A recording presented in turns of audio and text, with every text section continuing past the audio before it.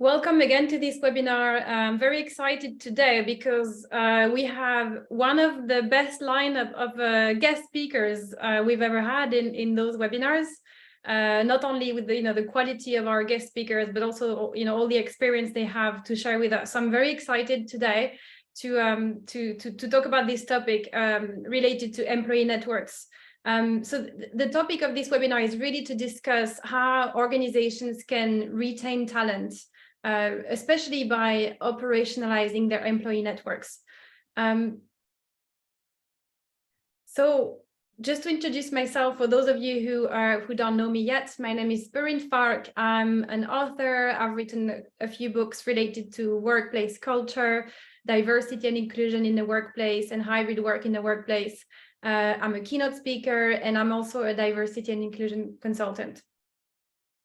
Today, we're going to start with some definitions of what is an employee network. We're going to talk a little bit about the benefits, some of the benefits of having employee networks in your organization, but also some of the common challenges related to operating those networks. We're going to share some best practices related to how can we really maximize those employee networks that we have. And finally, last but not least, we're going to have a panel discussion with our wonderful guest speakers today. So make sure you stay until the end. We are also going to have a live Q&A at the end. So if you have any question, comments during the webinar, you can use the chat. There is a chat button. You can share your questions there, and we will look at those questions when we get to the Q&A.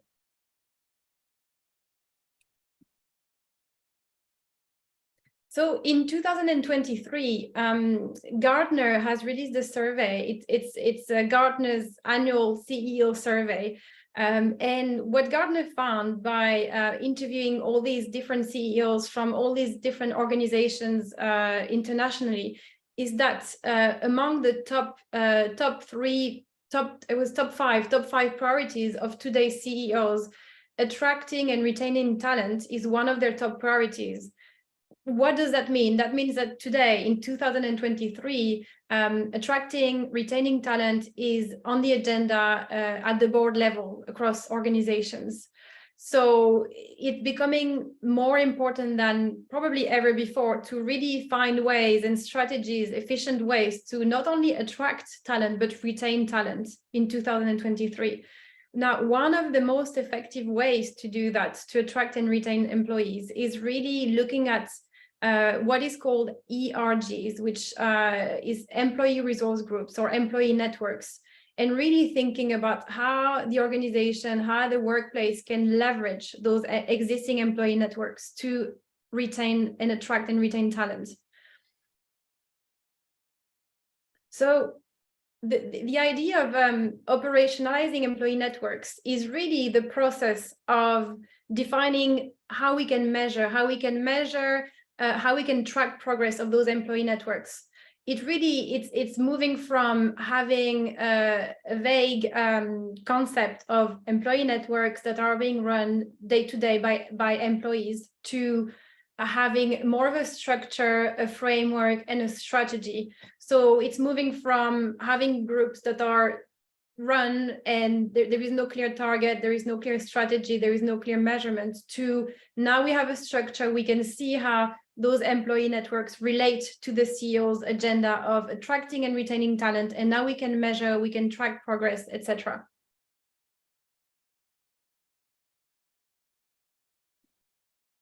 So what are some of the benefits of employee networks? So employee networks have many different benefits for the organization.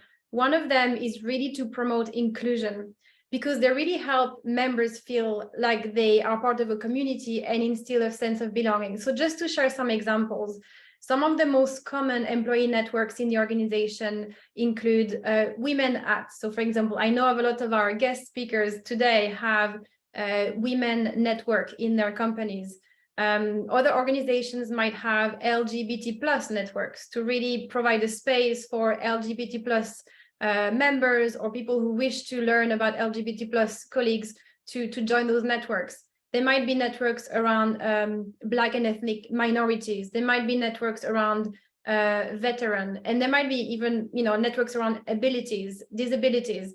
So there can be a lot of different networks, but the idea is that there are networks or groups or communities run very often on a voluntary basis, where a group of employees decide to spend some of their time on top of their day job to run those networks. And so one of the great benefits of those employee networks, or ERGs, is to create that sense of inclusion, that sense of community between those employees.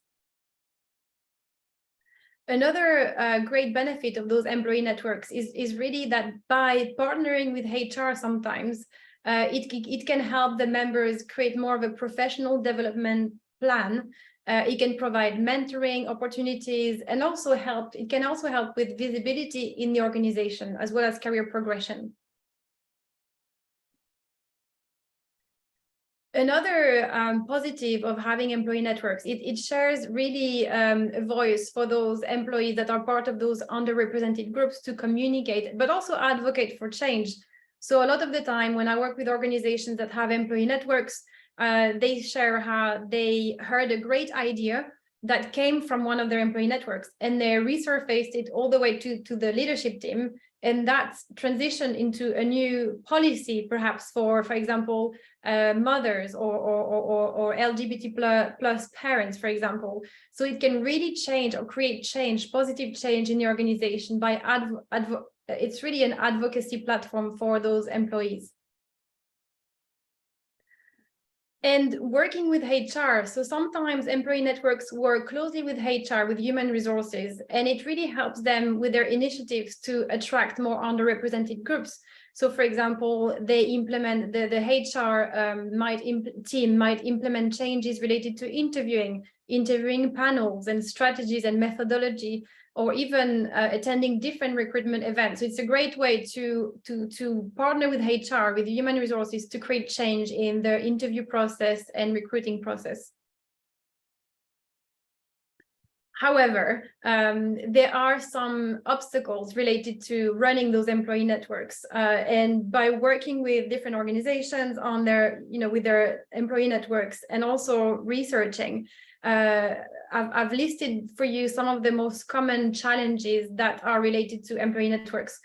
One of the most common challenges is related to misalignment between the leadership team and the employee networks in terms of roles, aims, and objectives.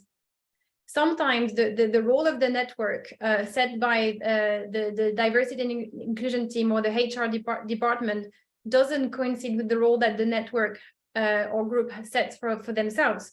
So there can be a disconnect between the expectations of employee networks leaders and leadership. There can be a disconnect between what's expected of them.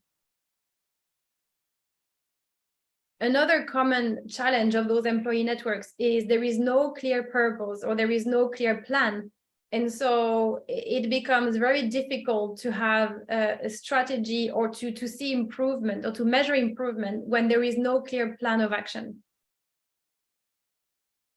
Doing too much is another very common challenge that I hear. There is too much to do. There is a long list, a never-ending list of activities to do, and not enough time. And this one in particular, the lack of budget or support from leaders, has been voted one of the top issues for employee resource groups. If you follow Inspired Human on LinkedIn, we've run a vote or a poll on our LinkedIn channel and on our Twitter channel, asking people to vote and to tell us what was their #1 issue related to employee networks.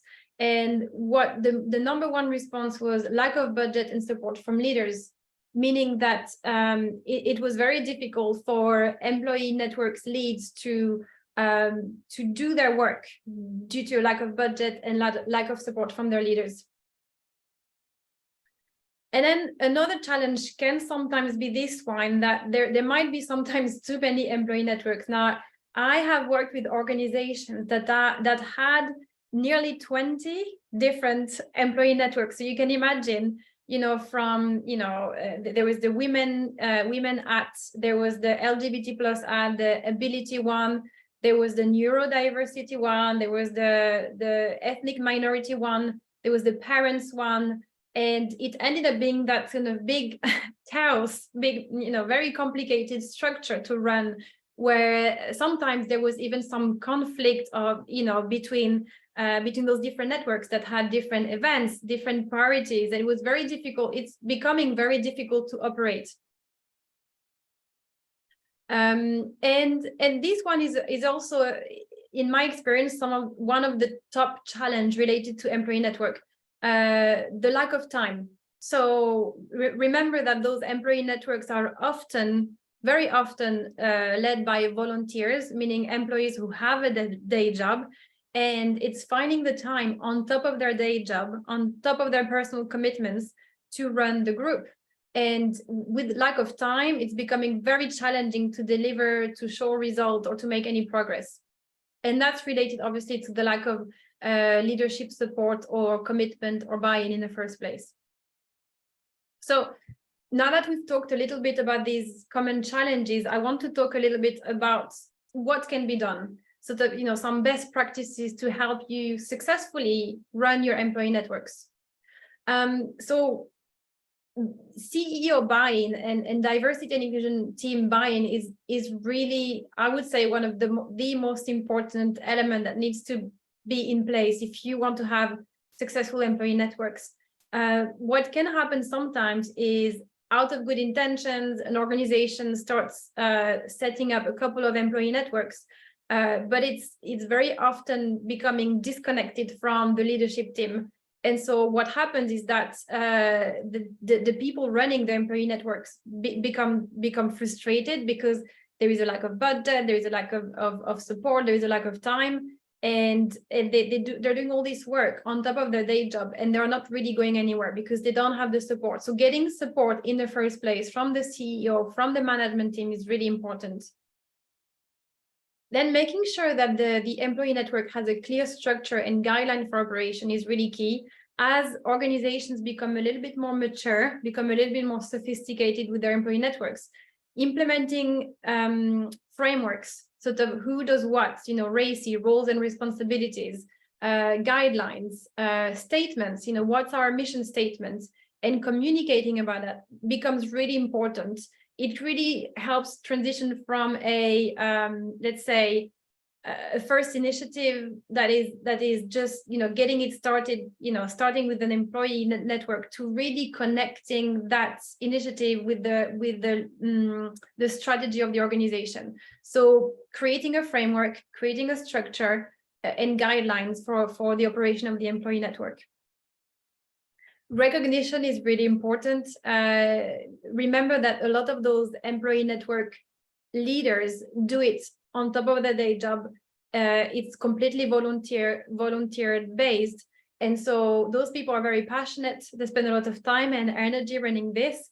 And so getting that formal recognition, whether it's through getting extra time off, or maybe a bonus, or something that can really make those employee resource group leaders or members feel appreciated, and so making them supported and wanting to continue, is very important.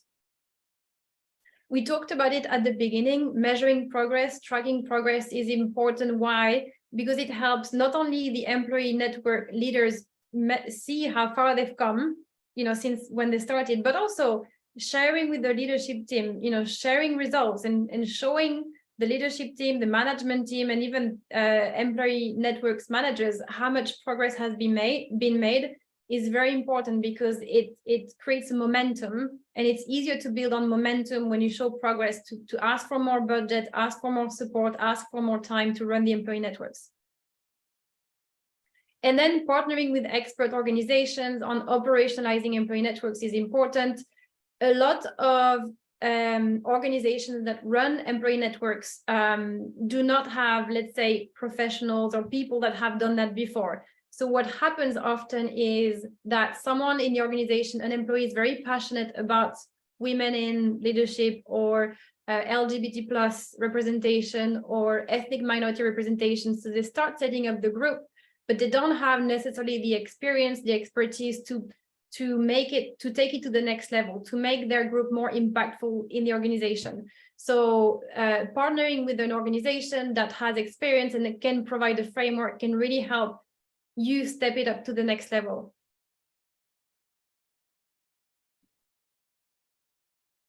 So with that, I'd like to open up the floor, so to say, to our wonderful guest speakers today. We're very lucky to have four very experienced, very passionate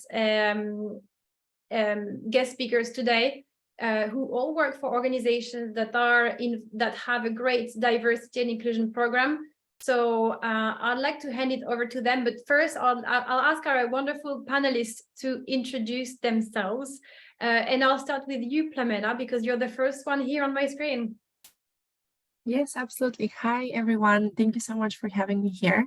My name is Plamena Solakova, and I work as a global inclusion specialist at Ocado. I am joined today by one of my colleagues in my team, also Elise. And just for those of you who might not be familiar with who Ocado is as an organization, we are UK-based, and we're the world's largest online retailer for groceries. So basically online supermarket. However, we've got two other pretty big parts of the business. We've got Ocado Logistics, which employs all of our warehouse staff and van drivers, basically the whole operational system behind your groceries reaching your households. And we also have Ocado Technology as a pretty big division within the group, where Elise and I are assigned to. So we work in Ocado Technology. And our audience is data scientists, product managers, software developers who work tirelessly to create innovative technology and robots that then get deployed to our warehouses. We also sell these products to supermarkets around the world as well. So when you place your order, it's actually a robot that would go and pick out your food and then put it in a bag. And then a human with a wonderful smile will bring it to your door. And that's where we work. Thank you, Plamena. A really great company, by the way, that I love using even in my personal life. So thank you. I'll hand it over to Elise because she works with you at Ocado. So Elise, over to you. Thank you, and thanks, Plamena, for that excellent introduction to the company. Hi, everyone. I am Elise, and I work in our global listening and engagement team. So I split my time working on all things employee listening and engagement, and I also spend some of my time working with Plamena on all things inclusion. And in that role, I mainly spend time supporting our ERGs. So today's topic is really close to my heart. And I've also just finished my tenure of chairing our LGBTQ+ Pride at Ocado group, which I very much enjoyed doing. Wonderful. So you're a very qualified speaker for today's session, Elise. Thank you. And then Farai, I'd like to ask you to introduce yourself as well. Thanks, Perrine. Good afternoon, everyone. My name is Farai Mwashita, and I am a chartered mechanical engineer. I am here with CBRE GWS, which stands for Global Work Solutions, which is more our engineering and technical division of the business. So when I'm not doing my day job, like Perrine said, I am actually the co-chair of our EBRG, the Women's Network, which is centered around empowering women and those who identify as women and non-binary, as well as working with leadership to see how we can get more women to the C-suite, as well as pushing engineering and technical roles within the business. So I'm excited to be part of this panel. Thank you. Thank you, Farai. And it's great to have an employee network leader on this session as well, because you can talk from experience, which is wonderful. Thank you. And last but not least, we have Lily joining us from Germany, which is on bank holiday today. So thank you, Lily, for being here with us today. Yeah, thank you. Thank you for the invitation. So my name is Lily Kriegs. I was born in Mexico, but I live in Germany for almost 27 years by now, 28 years. I work for a company that it's called Spryker, and what we do is we enable companies to do transactional models for digitalization beyond transactions.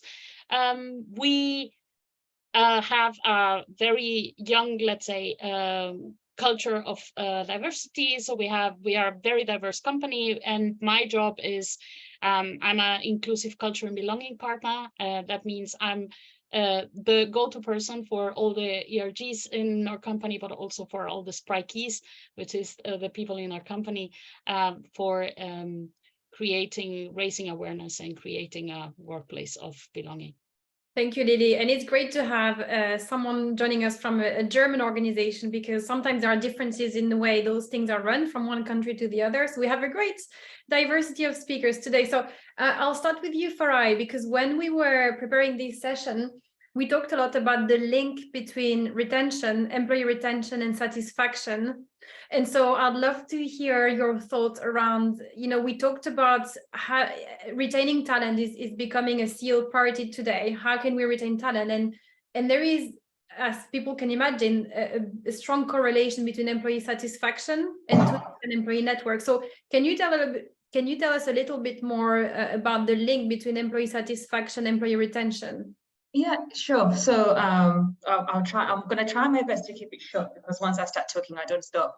So I think everyone on this call, including our attendees, can actually agree that employee retention is a major concern for all organizations, big, small, medium-sized, and this tends to impact efficiency, productivity, and just the overall sustainability of the organization.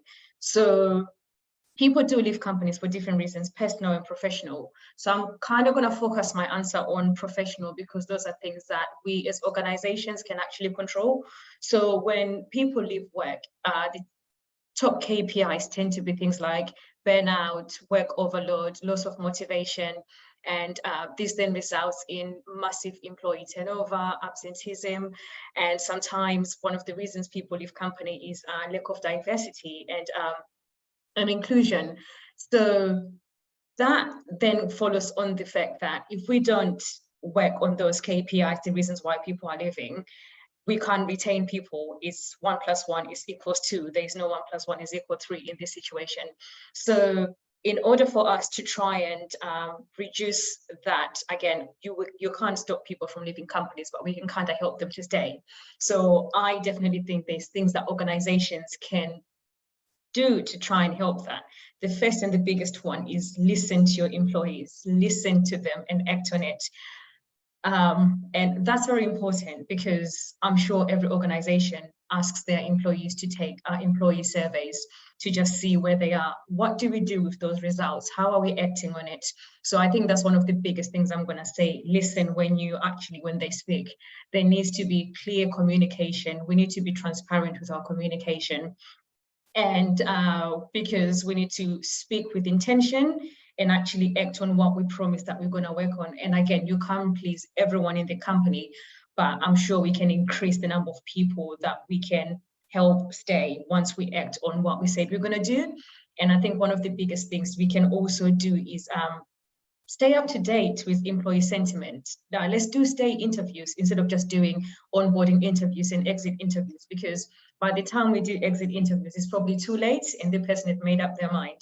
So the other things that I have on my list on how we can actually look at employee satisfaction and retention is no-brainer. The cost of living is affecting everyone everywhere in the world. So I think the other things we can do as companies, how can we provide better salaries and better benefits packages? Sometimes we can't increase the salaries, but what other benefits can we provide our employees? Benefits that are actually meaningful, that people can actually use. We need to provide clear career opportunities and educational opportunities, whether it's 6 months courses that can do to enhance their career, that succession plan, what does that look like? And can everybody get access to it? We need to diversify our talent pool, especially leadership, because representation matters. If I can't see myself being represented at the top, it's less likely that I will stay in that organization. So I think representation is diversify. And last but not least, and I think you touched on this as well, and I think Elise mentioned this, a positive work culture. A positive work culture is very important, because if I walk in our office, and I feel like, oh my God, the energy here is positive, is amazing, people are engaging, the goals and the values and the people are aligned, I actually feel like, okay, I've got that sense of belonging. And I think we touched on this, Perrine, as well. Positive work culture also includes leadership buy-in, and we need them to help us drive that message and the branding of that culture when they're talking to clients, when they're talking to us at that, end of year updates, media updates, reviews. We just need, that people to drill that in. And so I think that is the link that we kind of have with retention and employee satisfaction. Thank you. Thank you, Farai. Great insights. And that brings me to a question that I'd like to ask Plamena, because Plamena, you come at it from the strategy perspective, I would say. Obviously, one of your role and responsibility at Ocado is to set up a company-wide D&I strategy and linking those ERG goals back to the D&I strategy.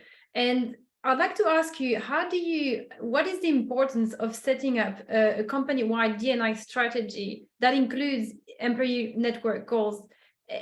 How do you do that? What vast question.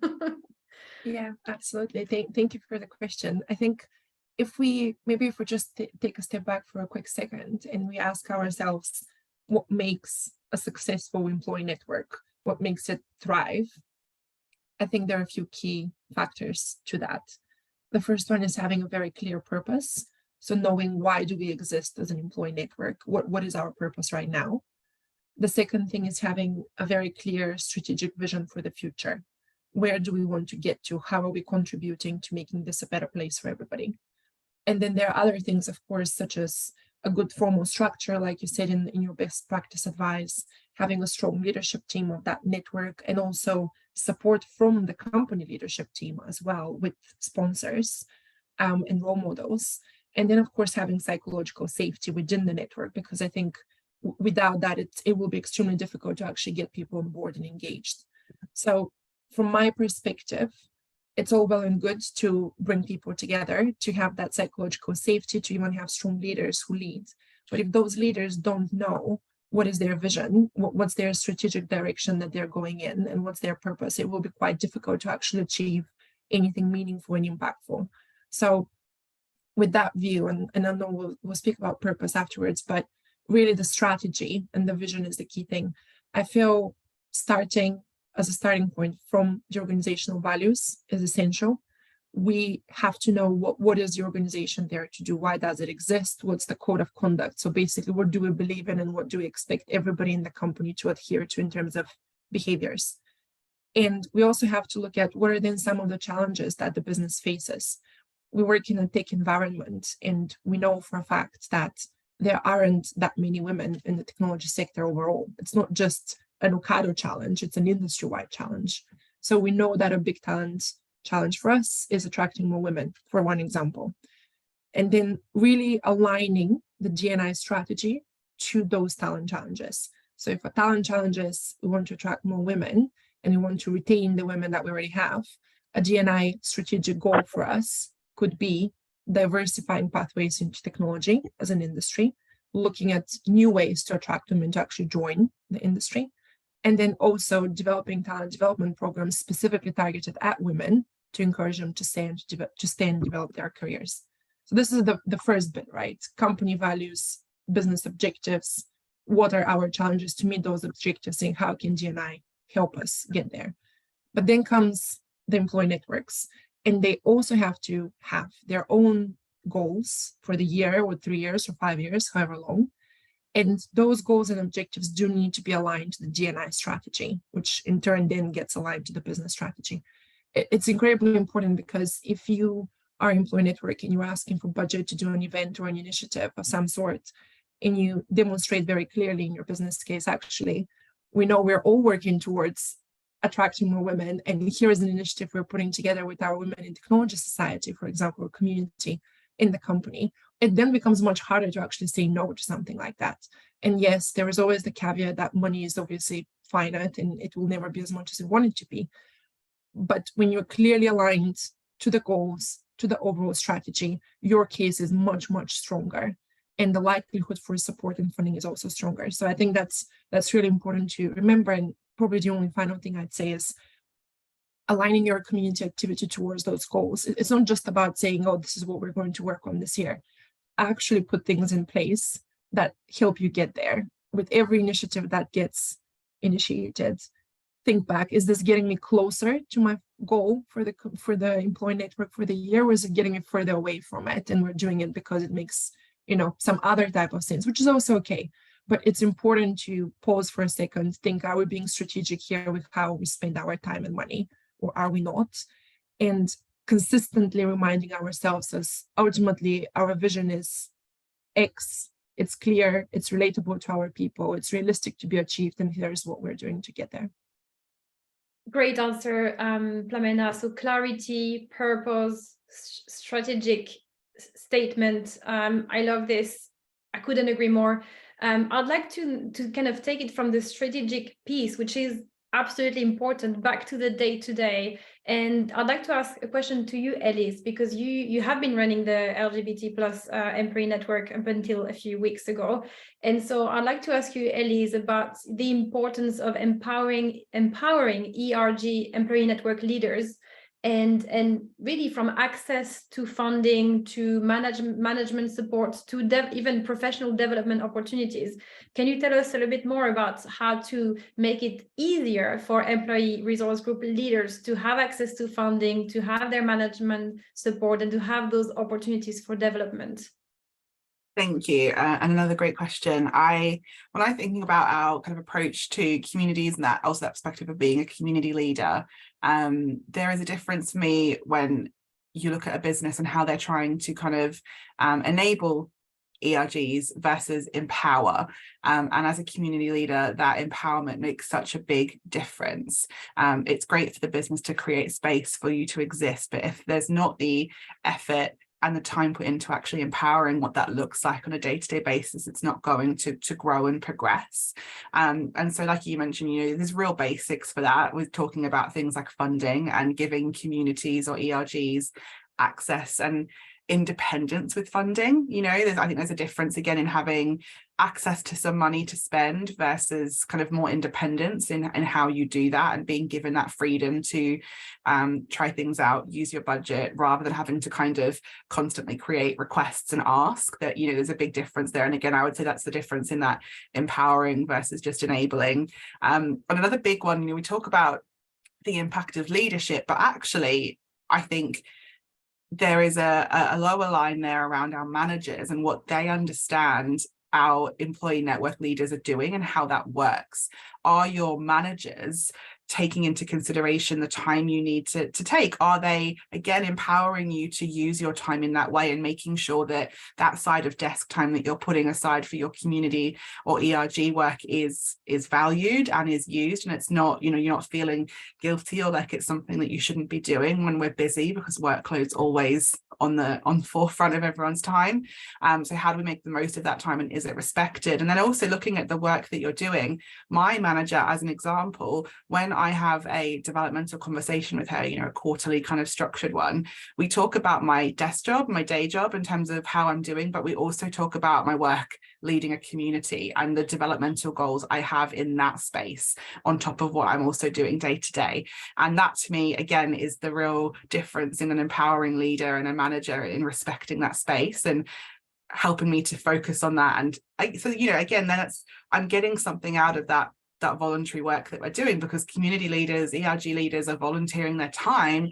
So to be able to sit down and focus on, what do I get from this? What skills am I developing? What things am I getting to try that I might not get to do in my day job? And I think that has a massive influence. And that's something I encourage all of our ERG leaders to talk about with their managers. So it sounds like the role of professional development for those employee network leaders or members is really important as well, because it helps embed this work into their job, really. So yeah, and then it's going to make the ERGs thrive as well, because again, I think when we think about these ERGs, you've got people volunteering who might not have led people, might not have worked in things like project management or other styles that you have to do when you're running or leading an ERG. So you need to develop those skills, and again, it's something that the business can do, I think, to empower ERG leaders. Are we creating space for them to develop these skills they might not have, that they want to develop? Who are we partnering with to create opportunities to grow and develop those skills as well? Absolutely. Thank you for sharing, Elise. I'd like to now ask a question to Lily, because when we were preparing this session with Lily, Lily had very interesting approach to inclusive culture at Spryker. And I know, Lily, you talked a lot about the importance of creating curiosity How do you create even awareness about your employee networks? How do you create connection between your employees and those employee networks? So I'd love to hear your thoughts, Lily, around creating curiosity from your employees for those employee networks. How do you create curiosity, and how is that important, the culture of curiosity in your organization? Absolutely. Thank you for the question. I think so in organizations like that are global and also very remote, right? So our employees or people are working together in their own cultures, in a culture in the culture, right? And so it's probably for a lot of people the first time that they work in such an environment where they get to know new cultures or new people or new ways of living, human experiences just for the first time.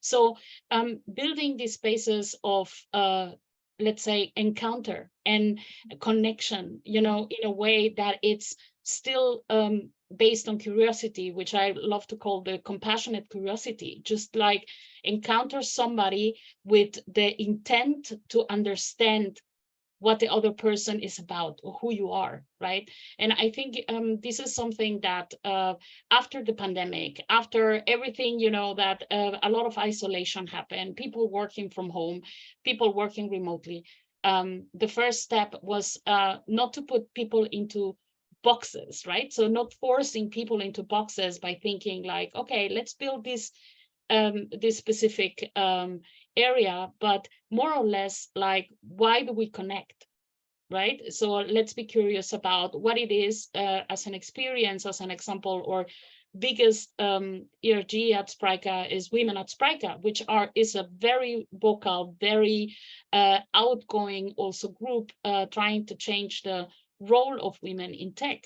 And the curiosity here is, what does it mean to be a woman in tech, right? And having like all sorts of backgrounds as well to present to the world and tell the world, look, I am from this specific country where this was my education, and this is how I'm working now for a company in Germany, right? And so I think the point that some of the things that we were talking about, like the benefits of these ERGs, is the opportunity as well to give back to the organization the opportunity to ask questions in a safe space, to raise awareness, to answer the right things, and provide a way to not to say the wrong thing, right? So I think this is a two-way culture of curiosity. Is always like, there is the one who doesn't know and wants to know, and the one that knows and can share, right? And that's the point of these encounters. I love how you position it, Lily, the kind of connecting those employee networks with the actual culture of the organization, because everybody is benefiting from it, the members, but also the culture of the organization. It's a win-win.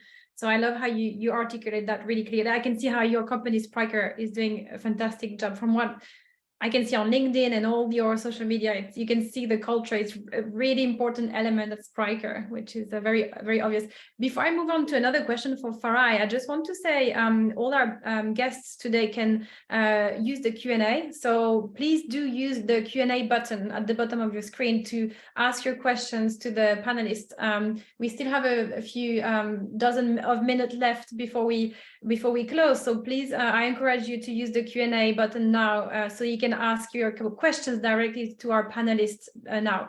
But whilst you all write your questions in the Q&A box, I have a question for you, Farai, because you're running the Women Employee Resource Group at CBRE, and I would like to ask you, as the Women's Network co-chair, what's the role of your ERG with talent attraction, especially women? I'm guessing women talent attraction in I guess what is quite a male-dominated organization or industry, right? So how do you connect the dot between your work at the Women Network and attracting talent or diverse talent or women at CBRE?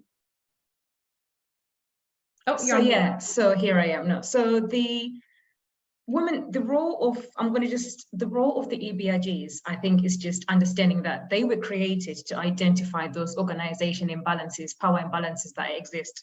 It's not we're trying to shake the ground. It's just a case of, we here, we exist, create a safe space for us, give us room at the table. So I think with the Women's Network, the work that we do, there is a massive link between the work that we do and also attracting talent into the business. First of all, it's about looking at our roadmap. The biggest thing that we can do in-house is the power of allyship, advocacy. We need mentors, we need sponsors. And again, that also starts at the top. So if we've got our leadership buy-in, which we have at the CBRE, then when we put our strategies and our initiatives, our roles and responsibilities, it's easy to execute them. So I think the biggest thing is to have a roadmap, have your strategies, have that buy-in. We need allies. We need those allies to be in senior positions. To invite them to the events that we do, to keep them engaged in everything that we do in terms of like the growth of the network. Being an inclusive organization is very, very important, and also having that intersectionality. And I think you mentioned that sometimes there is too many ERGs, people don't know which one to join. I actually think having too many is actually quite good, because when we actually put them together, there is that one common cloud that we all have, is for a better future, is for better work culture. So if we, instead of the Women's Network being siloed, if we start to work with other ERGs, we actually have better results. And I think the work that we've done with the Women's Network at CBRE, we've shared our goals, we've gained traction, we've literally helped the business change some of the policies and the culture that we have. And we also have our board meetings with our board members, and we review our progress, we measure our success, we have lessons learned, like, oh, we had that event, what can we do? We've got collaboration with our people's team, which is you guys know as the HR. We've got collaboration with our acquisition team, talent acquisition, where we look at, okay, how can we help when you guys go to assessment centers? We had an event this year, which was right before we opened our applications for apprentices and engineers, and the Women's Network were the sponsor of that event, because we had women engineers within CBRE talk about their career journey, how they ended up there. I was one of them. And it was such a good rapport, because again, we showed them that it's not just images on our, internet. These people do exist within the business, and you can talk to them and all of that stuff.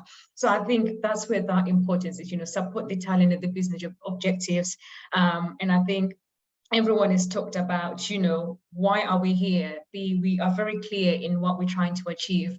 One of the things we're trying to achieve is increasing the percentage of women within the business, all the way from apprenticeship to the C-suite. So it's like, what can we do? We're looking at courses that people can join on, internal or external. So those are the things that we're working on, and we are trying our best to actually make sure that we tick all those boxes and everything. And I think one of the other things I'm going to say is, where possible, whatever ERG, if people have got the capacity, make sure those people do attend the assessment days and actually provide an in-depth insight as to what we do and why we need people to join and everything.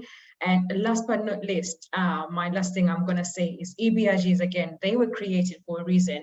And I look at them as a way of making the good type of noise to get into good trouble. And that's exactly what we do.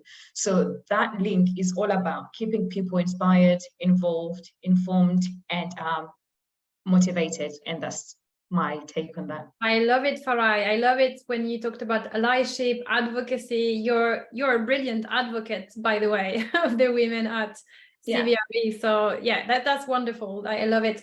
And I'd like to ask just another question to Plamena around, you talked about the importance of clarity and purpose. I'd like Plamena to hear your thoughts around, how do we clarify the role of those employee networks? How do we connect, how do we clarify their purpose? And can you share some examples of things you're doing at Ocado to clarify the purpose of those employee networks? Yeah, absolutely. I think looking back, the history of employee networks, they first emerged in the US during the civil rights movement. So back in the 1960s and 70s, and the existence of an ERG back then was to bring people, predominantly centered around race and ethnicity at the time, to bring people together to network and to share challenges that they're facing together.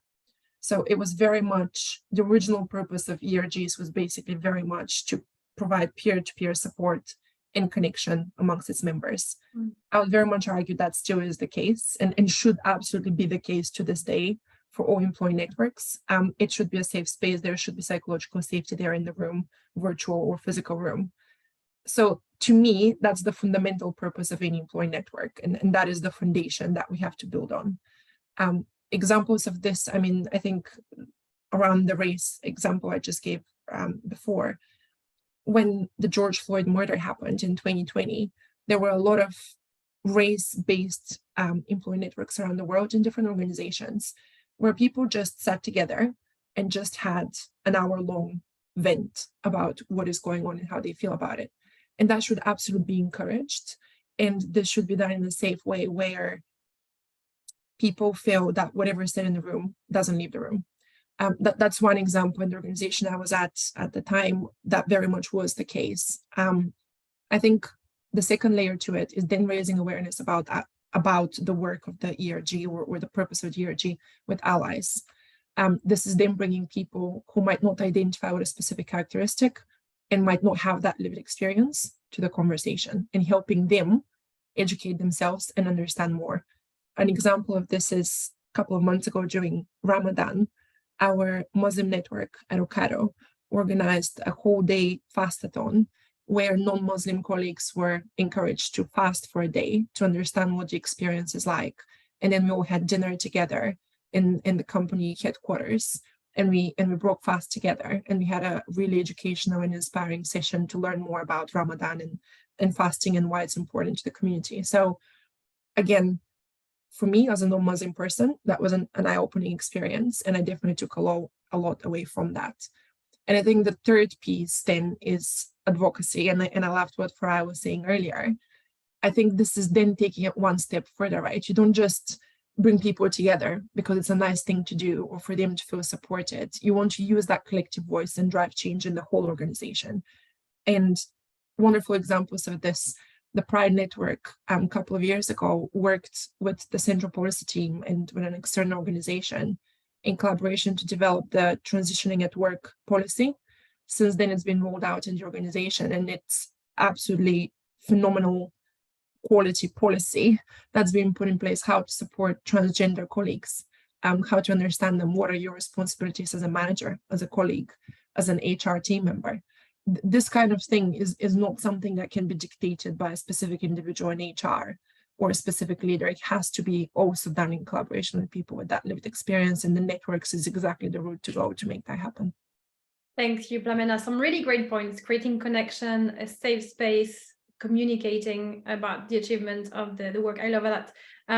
Elise, I have time for one more question for you, one more for Lily before we have time we wrap up, unfortunately. So Elise, earlier you talked about the power of managers and their support and the power of senior leaders.